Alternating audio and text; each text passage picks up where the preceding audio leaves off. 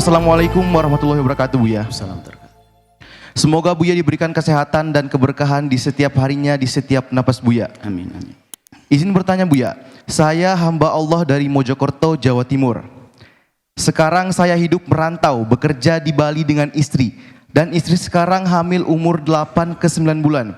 Apakah boleh ari-ari ketika lahiran dikirimkan ke Jawa untuk dikubur di Jawa dan yang menguburkannya itu keluarga di Jawa? Terima kasih Buya, mohon pengertiannya, saya sangat bingung Buya. Wassalamualaikum warahmatullahi wabarakatuh. Assalamualaikum. Yang perlu Anda rawat dan Anda jaga adalah bayi yang lahir. Adapun ari-ari bisa Anda buang di mana saja. Tidak harus Anda acarakan dengan acara yang khusus. Memang ada semakian keyakinan, ari-ari harus digini, ditaruh di depan rumah, harus model begini. Ari-ari adalah ari-ari. Cuman karena terlanjur digelari dengan gelar yang baik, maka orang menganggap harus dihormati seperti bayi. Namanya kalau di Jawa batur bayi. Nah, ari-ari adalah ari-ari seperti darah dan yang lainnya, segera disingkirkan, tanam di mana saja. Anda usah punya keyakinan aneh-aneh, itu bukan bayi. Memang batur bayi, nemeni bayi, lahirnya keluarnya bareng sama bayi. Jadi tidak usah Anda punya pikiran, Anda tanam di mana saja, Anda letakkan di mana saja, penting jangan ganggu orang yang hidup, itu saja. Kenapa kalau ditaruh di luar nanti berbau, busuk dan sebagainya. Yang penting Anda kubur di mana saja, tidak harus Anda bingung, tidak harus Anda letakkan di wah seperti apa gitu. Kan biasanya ada dikasih macam-macam dan sebagainya, mungkin dikasih lampu atau apa dan sebagainya. Itu ari-ari adalah ari-ari. Sudah, tanam saja. Kalau dikasih lampu biar orang tidak kesandung, bisa saja. Tapi tidak boleh ada keyakinan yang aneh-aneh. Tidak boleh ada keyakinan yang aneh-aneh. Itu ari-ari adalah sesuatu yang keluar dari dalam dan ada darah, ada sebagainya, atau ada najis dan sebagainya, sudah, pinggirkan. Dikubur di mana saja. Dibuang di mana saja, selesai. Nggak usah pikir, apalagi dari Bali nanti pakai paket apa itu. Sayang duitnya buat sedekah ke masjid samping rumah untuk sedekah saja. Duitnya daripada untuk ngirim paket, lebih baik untuk sedekah. Jadi pahala buat Anda, itulah. Adapun yang nanam siapa saja, Anda boleh, orang lain boleh, siapapun boleh. Yang penting jangan sampai ganggu orang yang hidup. Itu saja. Wallahu a'lam bishawab. Selanjutnya kami memberikan kesempatan kepada, syukuran jazilan Buya atas jawabannya. Selanjutnya kami memberikan kesempatan kepada hadirin jamaah yang ingin bertanya langsung kepada guru kita tercinta Buya Yahya dengan satu orang satu pertanyaan. Kami mulai dari jamaah laki-laki terlebih dahulu, kami persilahkan. Bismillahirrahmanirrahim. Assalamualaikum warahmatullahi wabarakatuh. Assalamualaikum warahmatullahi wabarakatuh. Allahumma shalli ala sayyidina Muhammad wa ala ali sayyidina Muhammad. Mohon izin bertanya Buya. Semoga Buya dan keluarga diberikan kesehatan dan ketaatan kepada Allah Subhanahu wa taala. Amin ya Allah. Saya pernah singgah di suatu masjid Buya. Di masjid itu ketika azan itu langsung iqomah Buya. Pertanyaan saya, ketika saya melaksanakan sholat sunnah dan harus ada menjawab azan, itu yang mana yang didahulukan Buya? Itu yang pertama. Yang kedua, dalam satu ibadah, misalkan ibadah itu menjadi halangan, itu akan dibayar apa namanya fidyah atau apa itu Buya? Harus membayar makanan berupa satu sa atau satu mud. Pertanyaan saya, perbedaan antara satu sama satu mud itu apa Buya? Ibadah apa itu? Terima kasih itu saja. Ibadah apa yang Anda pahami harus dibayar itu? Ya ibadah misalkan zakat atau sholat misalkan dibayar untuk makanan berupa makanan itu. Terima kasih Buya. Assalamualaikum warahmatullahi wabarakatuh. Waalaikumsalam warahmatullahi wabarakatuh. Di saat andangan azan dikumandangkan, maka disunnahkan kita mendengar azan dengan catatan azannya yang memenuhi syarat. Memenuhi syarat tidak terlalu panjang, meliuk-liuk, menghabiskan waktu. Kalau matnya kepanjangan, Anda tidak dianjurkan lagi karena merepotkan Anda, menghabiskan waktu. Makanya harus ada fikih azan. Hei tukang azan, jangan hanya mengandalkan suara, menang lomba, meliuk-liuk. Azan saja setengah jam, 20 menit. Maka kalau azannya sudah terlalu kepanjangan, maka Anda dengan kesibukan Anda. Maka di saat seperti itu, kalau Anda tahu anjang yang meliuk-liuk, sudah setelah itu tidak ada kesempatan sholat qabliyah ba'diyah, Anda melakukan sholat. Karena apa? Azannya sendiri yang tidak memenuhi syaratnya. Cuman jika azan yang normal, azan yang benar, maka Anda dengar. Mendengar azan adalah sunnah. Kemudian jika ternyata antara adzan dengan iqamah nggak dikasih jeda, maka Anda melakukan sholat berjamaah dengan mereka. Jangan Anda memaksakan sholat sunnah saat itu. Akan tetapi karena keadaan semacam ini bukan kemauan Anda, maka Anda punya kesempatan untuk melakukan sholat sunnah nanti, sholat sunnah qabliyah bisa Anda kerjakan setelah melakukan sholat. Biarpun itu qabliyah asar. Biarpun itu qabliyah asar, Anda boleh melakukan setelahnya. Jadi tidak akan masih banyak waktu. Yang penting jangan meributkan lah, marah-marah sama tukang adzan. Itu lumayan tuh ada yang adzan sama jadi imam. Oh, yang pintar punya ilmu jarang mau sholat sebabnya. Jadi dia nggak punya ilmu, nggak beri kesempatan. Ini yang pintar katanya nggak pernah hadir di masjid, kan repot ya. Jadi biarkan dia gitu. Cuma nanti membuat pengarahan, tolonglah antara adzan dengan iqamat dikasih jeda.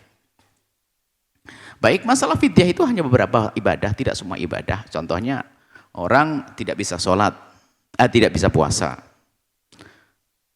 Tidak bisa puasa karena sakit, sakitnya sakit yang nggak bisa sembuh lagi, atau orang tua dan sebagainya. Ya. Kalau sholat nggak ada fidyah sholat. Saya nggak mau sholat bayar fidyah, nggak ada. Enak banget orang kaya pada nggak sholat nanti ya. Jadi kalau orang nggak sholat adalah dosa. Kalau ternyata meninggal dia punya utang sholat, maka ada 3 pendapat dalam mazhab Imam Syafi'i. Yang pertama nggak diapa-apain, cukup didoain semoga Allah mengampuni. Yang kedua adalah dibayarkan fidyah disamakan dengan puasa. Kalau puasa meninggalkan puasa, kita meninggalkan puasa. Ya, karena sakit, karena tua, karena sakit yang nggak ada sembuh, nggak ada harapan sembuh, atau karena tua, membayar fidyah. Yang ketiga dalam urusan sholat apa? Dikodoin ini. Yang jelas bagi yang bertanya tentang fidyah, fidyah itu adalah 1 mud. 1 mud itu adalah 1/4 sok. 1 sok itu 4 mud. 1 sok itu 4 mud. Anda boleh bolak-balik ngukur sok dulu baru ke mud, atau mud dulu baru sok. Kurang lebihnya 1 sok itu 2,5 kilo. 1 mud Anda bagi 4. Atau Anda menghitung mud itu berbeda pendapat. Sampai berapa pendapat? Antara 6 sampai 7. Ada yang mengatakan 1 mud 6 on. Ada yang mengatakan 1 mud 7 on. Ada yang mengatakan 1 mud 6,5. Makanya kita ambil 6,7 biar mudah menghafalnya. 6,7 on. Gitu. Kenapa kita pilih? Itu pendapat ulama. 6 sampai 7. Jadi kalau 6 on sama kali 4 berapa? 24, 2,5 kilo kurang lebihnya. Sudah begitu saja. Ini masalah timbangan ya. Kurang lebihnya seperti itu. Semoga Allah memberikan pemahaman yang benar. Semoga Allah mudahkan kita dalam beribadah. Wallahu a'lam bissawab. Syukuran jazilan Buya atas jawabannya. Selanjutnya kami memberikan kesempatan kepada hadirin jamaah wanita yang ingin bertanya langsung kepada guru kita tercinta Buya Yahya dengan 1 orang 1 pertanyaan. Diawali dengan salam dan salawat, kami persilahkan. Bismillahirrahmanirrahim. Assalamualaikum warahmatullahi wabarakatuh. Assalamualaikum. Allahumma sholli ala sayyidina Muhammad wa ala ali sayyidina Muhammad. Mohon maaf Buya, izin bertanya di luar tema. Ana asli dari Kalimantan Selatan, Banjarmasin. Mengenai tentang para mualaf Buya, di kampung Ana di Kalimantan Tengah itu banyak banget para mualaf, sekitar 50 orang.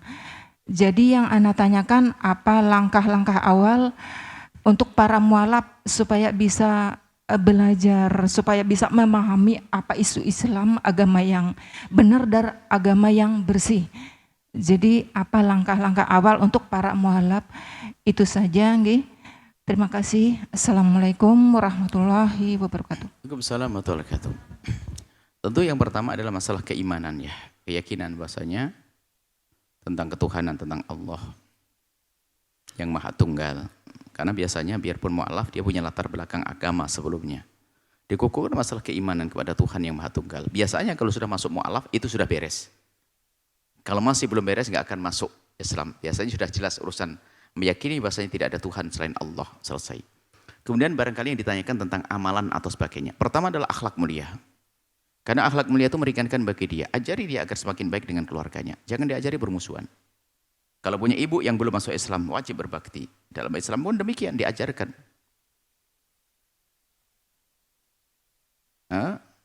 Diperintahkan di dalam Islam.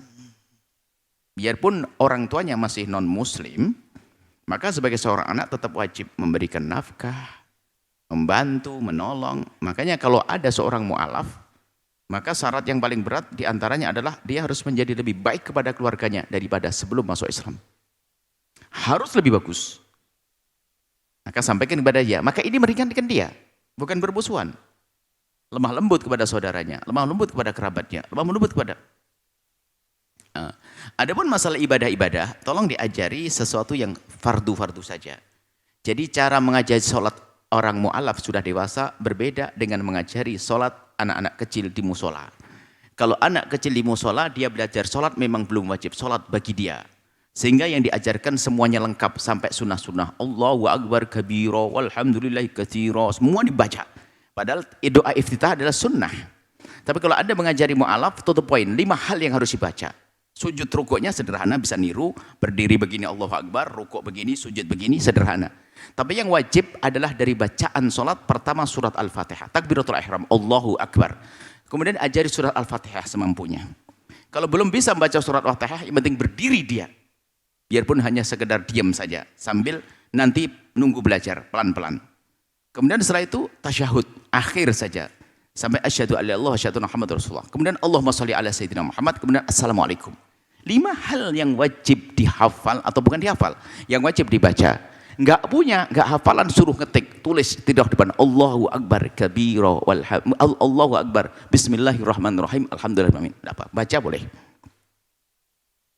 Sujud rukuk enggak ada bacaannya yang wajib. Bacaannya sunnah semuanya.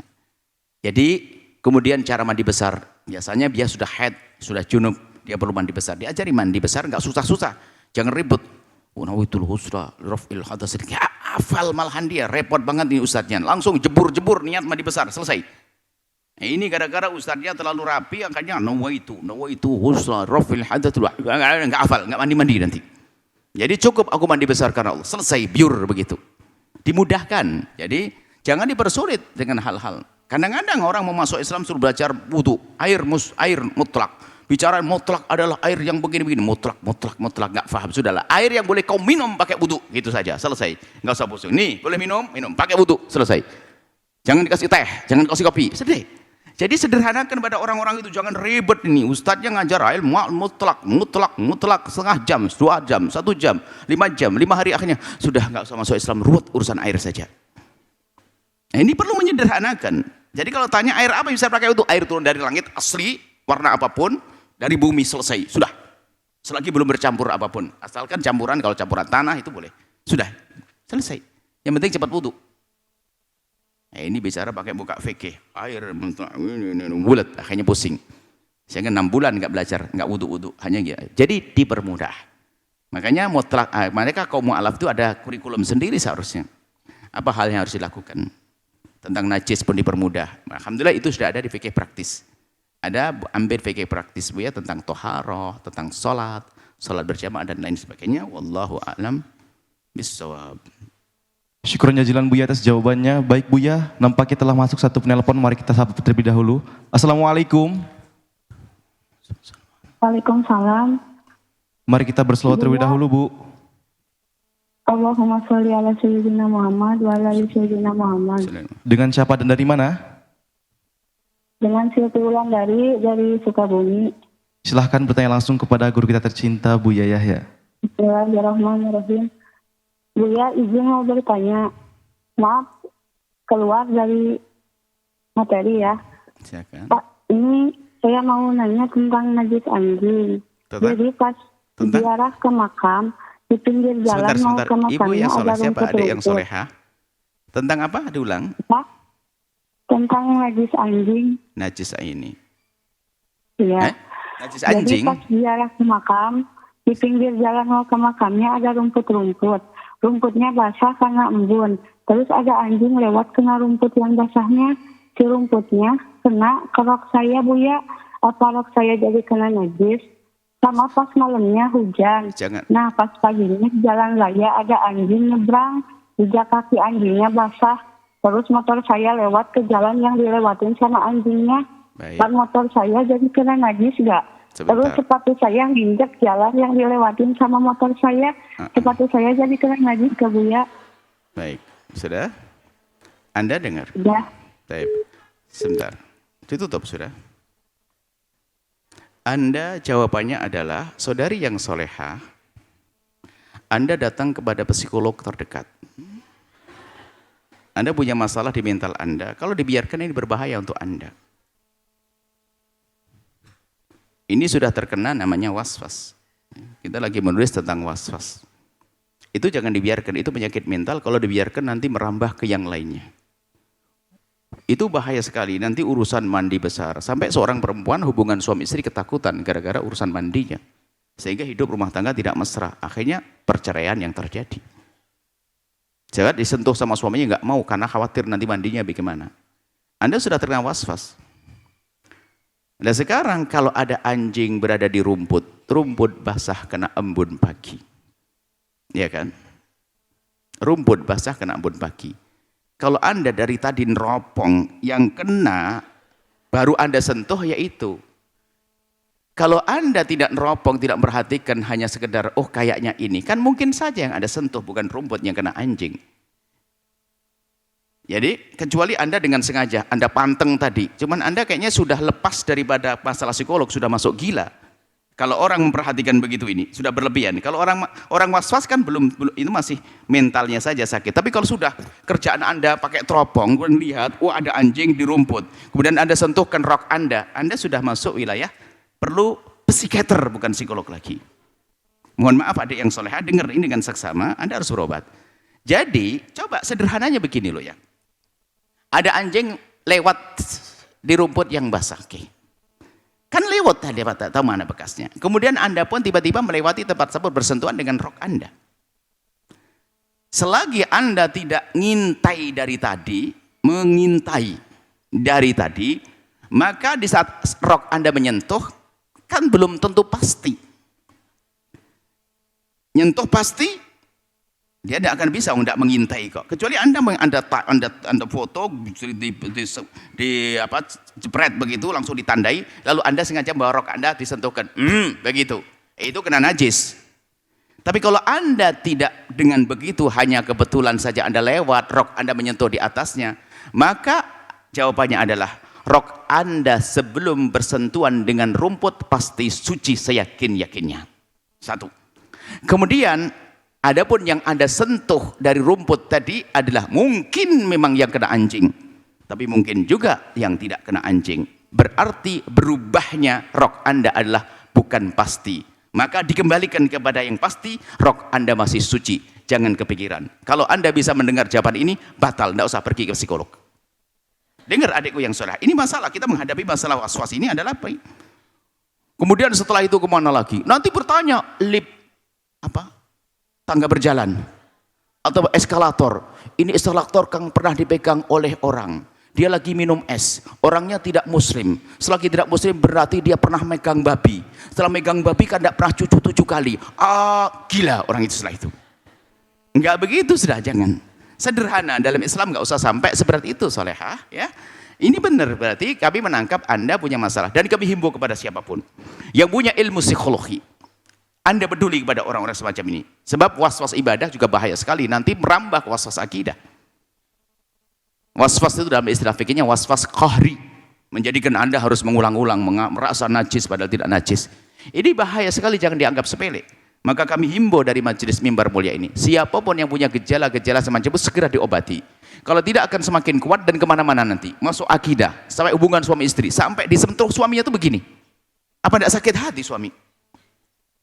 Gersang hidupnya, nyeksa orang, salaman sama orang, wah bingung, orang bilang kamu harus cuci karena tanganku najis segala macam. Kita pernah ketemu juga orang kena was-was anjing, kan wah berdiri kita anjing saya duduk di kasur saya duduk ibu saya duduk kamar sebelah, kamar naik mobil, semuanya ceburin sungai itu mobilnya sekalian, kan repot nanti. Ini bahaya wahai adik yang salah. Tolong yang punya penyakit was-was sadar, bukan dianggap sepele, jangan dianggap sepele, ini akan menguat.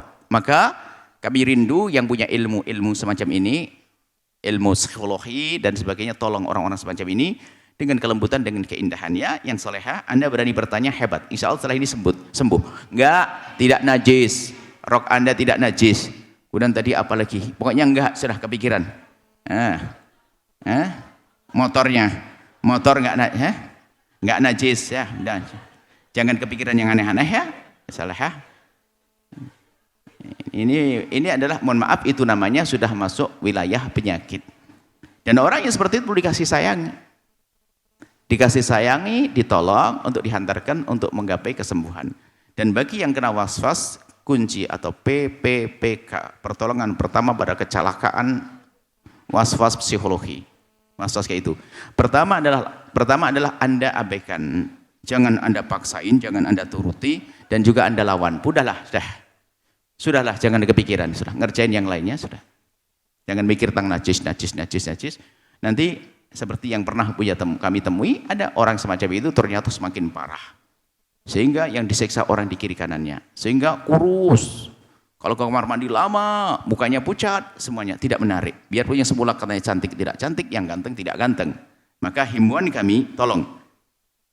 Bawa Anda ke ahlinya. Dan Anda belum gila, tidak gila. Tapi kalau Anda biarkan bisa bermasalah. Was-was ibadah apalagi, wudhu bolak-balik. Was-was kunci pintu, was-was matiin kompor, was-was ini sudah perjalanan jauh 6 kilo. Bilang, kayaknya kompor belum matikan. Kata suami, sudah, saya tadi dengar tadi. Belum, Pak, belum. Ayo balik, ribut lagi balik.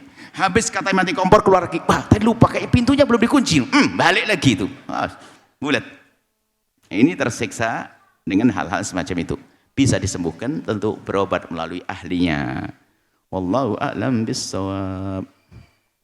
Syukron Buya atas jawabannya. Telah masuk satu penelpon, mari kita sambut terlebih dahulu. Assalamualaikum.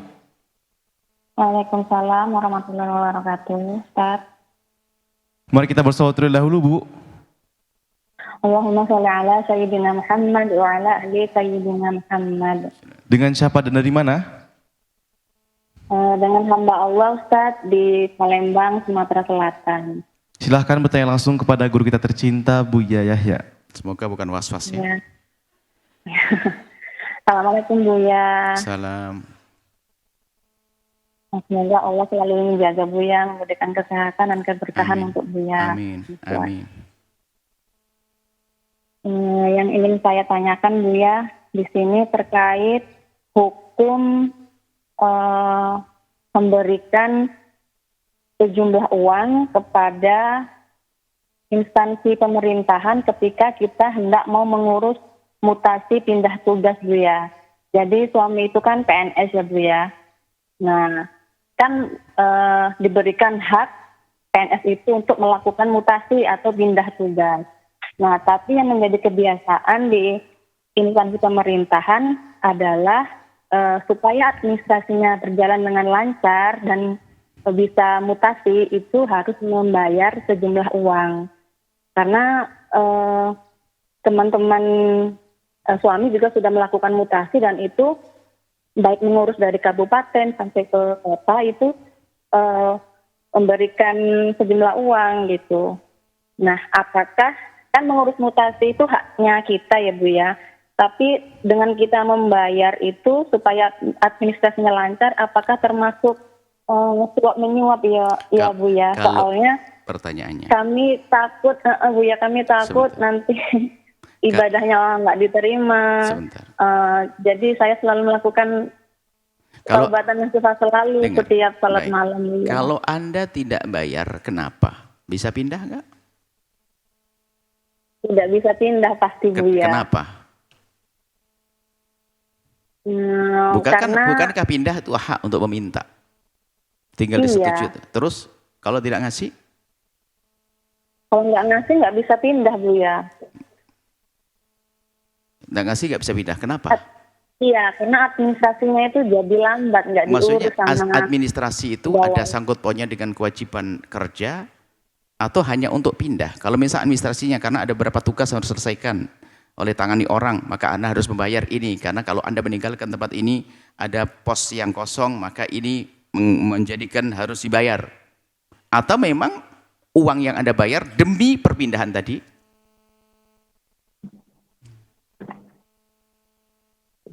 Ini pemberian uang itu supaya bisa ngurus pindahnya itu Bu ya. Oh ya, ya sudah, itu nyokok namanya. Artinya bukan itu. Kalau itu gini loh, seandainya jika Anda membayar hak Anda, jika Anda berhak untuk pindah, atau sama ada orang saya akan jadi PNS, tapi saya membayar, maka asalkan memang Anda itu adalah berhak pindah sesuai dengan prosedur dan tidak salah kalau seandainya pindah, yang semestinya memang tidak bayar, atau Anda daftar PNS, semestinya Anda juga mendapatkan kursi atau bagian atau bisa masuk tanpa harus bayar. Dan memang Anda berhak sesuai, berarti Anda membayar hak Anda. Jadi Anda membayar biar jadi PNS, Anda membayar biar pindah, maka Anda yang mengambil hak Anda tidak disebut sebagai seorang yang nyogok. Tapi Anda telah membuat budaya busuk di tempat tersebut. Jadi dosanya bukan dosa nyogok, tapi dosanya budaya busuk. Dialah yang dosa karena dia mengambil bukan haknya. Anda mengambil hak Anda. Sebab kalau yang namanya nyogok itu begini bunyinya, saya tidak layak kerja di situ, maka saya bayar biar saya jadi layak karena bayaran. Itu nyogok. Tapi kalau saya layak kerja di tempat tersebut, saya punya hak, saya punya ijazah, saya boleh, cuman ini reward, maka saya membayar, maka saya membayar hak saya. Saya tidak dosa dengan nyogok, tapi saya dosa membudayakan. Dosanya beda. Dosanya mengajari dia, coba semuanya sepakat calon PNS nggak bayar, nah tetap saja diangkat kok, karena pegawai negeri harus diangkat. Berarti penjahatnya akan minggir, nggak dapat duit. Cuman gara-gara kita membayar, berarti kita melatih orang-orang jahat untuk semakin asyik dengan kejahatannya. Ini yang memutasi itu aslinya sudah dapat gaji dia, nggak ada masalah. Tinggal meng-ACC, ngelihat pertimbangan dan seterusnya. Cuman karena sudah ada budaya, kalau nggak bayar nggak akan mindah, dia menunda-nunda, nunggu fulus. Berarti Anda yang melatih, Anda memang tidak nyogok, tapi Anda membudayakan kebusukan, Anda dapat dosa bareng sama dia nanti di neraka. Maka pilih mana? Ini hati-hati. Makanya kalau bicara nyogok, nyogok definisinya jelas. Nyogok itu mengambil yang bukan haknya. Tapi ini dosa membudayakan yang jelek. Coba semuanya orang mutasi tidak membayar seluruh Indonesia, tetap berjalan kok mutasi? Karena mutasi itu harus. Sehingga menjadi adil pertimbangan mutasi itu. Kalau memang Anda lebih layak di tempat ini, lebih manfaat, nggak dimutasi dulu karena dibutuhkan Anda. Bisa saja Anda harus pindah ke sana karena kemaslahatan, bukan karena Anda bayar. Sekarang karena bayar, berarti Anda budayakan yang tidak baik. Nah, jadi kebedaannya kalau nyogok itu rasyul murtasi itu adalah menyogok Anda membayar yang bukan hak Anda. Anda nggak punya ijazah untuk masuk di situ, cuman agar masuk Anda membayar, itu nyogok. Tapi orang yang terima mengambil hak Anda, mengambil uang Anda, hanya ingin memindah, padahal semestinya Anda tidak bayar, dia yang haram mengambil dari harta Anda. Kemudian Anda telah menolongnya, Anda membudayakan budaya busuk, Anda dapat dosa, Anda bareng sama dia. Mau? Nah itu saja. Nah, ini harus ada ketegasan dalam hal ini. Cuman kadang sebagai satu darurat, misalnya di rumah ibuku sakit, anakku sakit, semuanya sakit, aku harus pindah ke sana. Secara normal nggak bisa, memang orangnya ruwet harus bayar. Berarti Anda sudah dalam keterpaksaan. Yang jelas yang demikian itu bukan menyogok. Tinggal Anda minta ampun saja. Tapi Anda yang duduk di atas sana, suka nerima ini, sudahlah kumpulin itu api. Nanti akan ngerumun, akan ditumpukkan di kepala Anda waktu berada di neraka nanti. Tolonglah ayo, yang baiklah dalam hidup ini.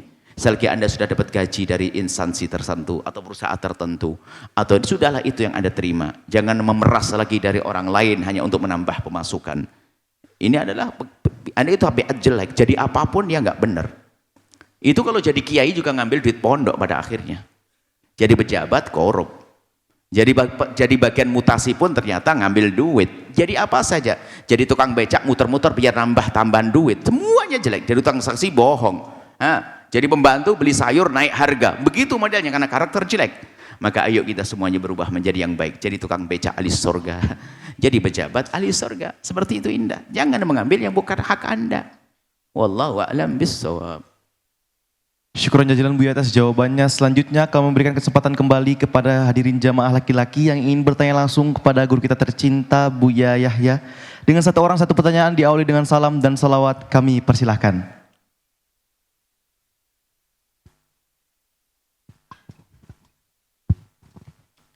Assalamualaikum warahmatullahi wabarakatuh. Assalamualaikum warahmatullahi wabarakatuh. Allahumma salli ala Sayyidina Muhammad wa ala ahli Sayyidina Muhammad. Semoga Buya beserta keluarga, para santri dan pejuangnya dimanapun saja berada selalu dilindungi oleh Allah Subhanahu wa Ta'ala, diberikan kesehatan dalam ketaatan. Amin ya Rabbal Alamin. Sebelumnya izin mohon menyampaikan titipan pertanyaan, akan tetapi akan bercerita sedikit terlebih dahulu. Ini titipan pertanyaan dari seorang muslimah yang mana beliau mohon maaf punya kisah masa lalu yang kurang baik. Beliau pernah mengalami yang namanya, mohon maaf, hampir dilecehkan sebanyak 6 kali, sehingga beliau sempat memiliki penyakit yang namanya menyukai sesama jenis, dikarenakan hampir membenci laki-laki. Dari itu beliau alhamdulillah sekarang sudah bertobat dan sudah menikah, akan tetapi dalam pernikahannya beliau tidak pernah merasakan nafkah batin secara seutuhnya pada umumnya. Karena apa? Karena sang suami selalu menggauli dirinya dalam keadaan tidur lelap. Dari itu beliau sampai sekarang masih suka, mohon maaf, melaksanakan ataupun melakukan kepuasan dengan sendirinya. Yang jadi pertanyaan, bagaimana menyikapi perlakuan suami, karena sering terjadi malamnya digauli karena dia tidak menyadari, paginya dia itu langsung wudhu, sholat subuh, tidak tahu bahwa tadi malam sudah digauli. Nah, setelah sholat subuh ternyata suaminya mengatakan, kamu sudah digauli tadi malam, kenapa enggak mandi, gitu kan. Nah, yang jadi pertanyaan, bagaimana menyikapi perlakuan dari seorang suami tersebut, dan juga bagaimana caranya agar dapat sembuh dari penyakit yang tadi saya sebutkan, yaitu melakukan kesenangan dengan sendirinya. Mungkin itu saja pertanyaan dari kami. Billahi taufiq wal hidayah. Wassalamualaikum warahmatullahi wabarakatuh. Assalamualaikum warahmatullahi wabarakatuh. Semua yang punya masa lalu akan berakhir masa lalu dengan bertobat. Jangan ada orang yang merasa terpuruk lalu putus asa. Selagi masih bujang dulu sebelum menikah mungkin punya pengalaman pahit. Urusan pribadinya, zina atau yang lainnya. Kepleset masa lalu. Tinggal bertobat dengan tobat yang sesungguhnya. Tobat yang sesungguhnya. Sebab ada yang lebih buruk lagi, busuk lagi, hina lagi. Sudah punya pasangan halal, ternyata dia mencoba-coba yang haram. Itu pun juga masih ada tobatnya, asalkan menyadari semuanya. Jadi yang terpenting hari ini adalah kita menyadari kesalahan, kemudian tobat. Dia sudah melangkah, mengambil satu cara tobat yang luar biasa, dari masa lalu yang kelam, kemudian sesama jenis dan sebagainya. Sudah punya pasangan suami. Dan mungkin bagi seorang pria, Anda mungkin sering ditanya, mungkin Anda seorang ustadz yang bertanya tadi. Ada sebagian wanita tuh hanya senang bercerita saja tentang permasalahannya. Sehingga kita pun sebagai seorang laki-laki ada menikmati cerita semacam itu. Bukan solusi yang dicari. Bahkan perempuan pun kadang bercerita seperti itu bukan karena solusi. Hanya perlu kejujuran. Karena mohon maaf, seorang wanita digauli suami nggak kerasa, itu sendiri juga nggak masuk di akal. Ini adalah sebuah omongan yang unik. Bagaimana digauli suami nggak sadar itu? Apa dia matinya mati atau sudah mati separuh? Mohon maaf ini. Ini juga perlu ditanya. Akan tapi kita sederhana sekali. Apakah orang ini bertanya benar, ingin sembuh atau hanya sedar? Saya mohon maaf, seorang laki-laki perempuan bercerita tentang begitu tuh kadang didengar menarik. Dan kita laki-laki pun kadang menikmati. Wah asik ceritanya begitu, wah heboh ini laki ini. Akhirnya tahu kesenangan sendiri. Bahkan mungkin pertanyaan kemana-mana, kamu ngerjaannya di mana, ini banyak menikmati seorang laki-laki dengar cerita begitu. Dan dia aja bercerita juga menikmati, karena memang wilayah syahwat itu adalah diceritakan adalah menarik bagi ahli syahwat. Nah, kalau memang seperti itu wanita tersebut mungkin ya diskusi yang baik dengan suaminya. Kenapa kok suami lebih senang menggauli di saat tidur? Apakah di saat bangunnya tidak indah? Masa orang lebih enak matinya daripada hidupnya? Itu juga bagi seorang laki-laki ya aneh banget. Oh nggak ada reaksi kok. Ya, ini semuanya itu perlu ditanyakan kebenaran kejadian semacam itu. Atau memang wanita tersebut punya masalah psikologi, jadi omongannya juga semacam itu. Yang jelas harus ditolong wanita itu. Harus ditolong wanita tersebut. Baik, kemudian dia tidak menemukan hubungan, tidak menemukan keindahan dalam hubungan keluarga, ini perlu dibuka diskusi dengan sang suami. Apakah suaminya sudah tahu? Bagaimana beritanya nyampe kepada Anda keluar? Apakah sudah? Suaminya diajak ngomong. Bermesraan sebelumnya. Nabi kan mengajarkan bagaimana ada Rasul atau istilahnya sebelum hubungan suami istri harus ada muqaddimah. Nabi juga tidak senang kalau orang itu seperti binatang, menggauli istrinya to the point, tidak ada muqaddimah, cerita, tidak muqaddimah, kublah, ciuman, tidak muda'abah. Bahkan dikatakan muda'abah memanja istri dengan mesraan sebelum hubungan suami istri adalah sesuatu yang dianjurkan. Nah, apakah seorang suami tidak pernah seperti itu kan begitu ya? Sementara istrinya punya masalah yang harus dikenalkan dengan kemesraan yang halal. Kalau sampai hubungan sampai sekarang tidak merasakan, ya ini pertanyaannya, artinya ya unik. Bagaimana dia sendiri, kalaupun tidur seandainya dia adalah orang yang menanti-nanti, biarpun tertidur akan terbangun kok. Kalau memang dia menanti kemesraan, dia tertidur tinggal bangun saja, selesai. Baik ya. Kemudian sampai dia mohon maaf, antara hubungan mesra dengan suami dengan hubungan dengan anaknya sendiri, dengan cari kesenangan sendiri memang ada hubungannya. Termasuk kaum pria juga semikian. Ada sebagian laki-laki yang ternyata karena membiasakan yang tidak baik, yang baik pun menjadi tidak bisa. Mohon maaf. Ada sebagian laki-laki lebih senang akhirnya bermain sendiri, mencari kesenangan sendiri daripada harus dengan pasangannya. Karena menganggap itu praktis. Kalau dengan pasangannya mungkin bermacam, atau pasangannya kurang menyenangkan perilakunya, atau apanya dan sebagainya, omongannya dan sebagainya. Sehingga seorang suami atau seorang istri lebih senang cari kesenangan sendiri, karena merasa dengan pasangan tidak mungkin kepuasan. Yang jelas juga adalah komunikasi dalam urusan seks. Bisa bertanya apa yang paling disukai oleh pasangannya. Ini harus komunikasi yang baik.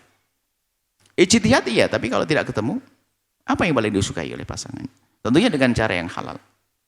Jadi ini kelihatannya dari dua belah pihak. Anda pun tidak bisa menasihati perempuan itu karena laki-lakinya harus dinasihati. Bagaimana memperlakukan istrinya? Jangan perlakukan di saat jadi mayit. Nah, saat mati, tidur kan setengah mati. Nah, ini seperti itu. Jadi kelihatannya ini harus dua-duanya diajak diskusi yang baik untuk saling tolong-menolong, apalagi tahu istrinya adalah punya masalah. Nah, kalau sudah berani ngadu kepada Anda atau siapapun, Anda lanjutkan untuk menyelesaikan. Suaminya diajak atau datang kepada kami ajak bicara. Yang jelas kami temukan kalau betul kisah itu, wanita itu ingin tobat, ingin benar. Sudah tidak dengan lawan tidak sejenis lagi, sudah punya pasangan yang halal. Hanya mungkin masalah masturbasinya tadi perlu diredam dengan bermacam-macam cara. Atau mungkin dengan cara, mohon maaf, suaminya juga masih ada. Pasti dia ada syahwat, dia apakah memeluk suaminya dan sebagainya sampai dia tuntas. Ada bermacam-macam cara. Intinya dia harus dibimbing. Dibimbing dengan cara yang benar, insya Allah. Halal, bukan dengan cara yang haram. Jadi dihadapkan, tidak cukup. Kami tidak bisa memberi jawaban karena tidak pernah dengar apa yang diomongkan, permasalahannya apa yang sesungguhnya, apakah betul dia didatangi suaminya waktu tidur secara benar dan sebagainya, atau hanya dia senang ngadu kepada Anda, atau memang betul punya masalah ini. Intinya, wanita itu harus ditolong, caranya dalam hal ini yang halal diajak bicara. Pasangan yang halal, orang lain nggak berguna. Karena orang lain nggak akan bisa melakukan apa-apa kepada dia. Anda pun juga tidak bisa menyelesaikan sebagai seorang ustadz mungkin yang ditanya. Langsung saja telepon suaminya untuk diskusi yang baik tentang masalah ini. Supaya sama-sama ketemu. Kalau Anda tidak enak, mungkin dia suruh ngirim surat. Jawabannya apa dari suami? Permasalahannya apa? Komunikasi urusan seks. Sehingga bahasanya itu bahasa urusan itu bahasa sederhana, isyarat-isyarat dan sebagainya. Harus pandai punya ilmu isyarat dalam urusan suami. Hah? Oh, kaku banget. Sampai tertidur di mana tidur. Ini kan aneh sekali. Mohon maaf. Ini adalah yang kami amati dari pertanyaan tersebut seperti itu. Jadi tidak serta-merta kami langsung menjawab, kami belum tahu.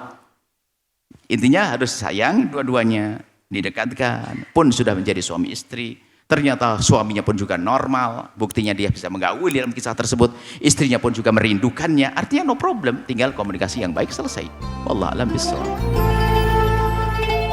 Sahabat Al-Bahjah TV, setelah menyaksikan video ini, jangan lupa bersolawat kepada baginda Nabi Muhammad. Shollu ala Nabi Muhammad. Allahumma sholli alaihi wa ala alihi wa sahbihi.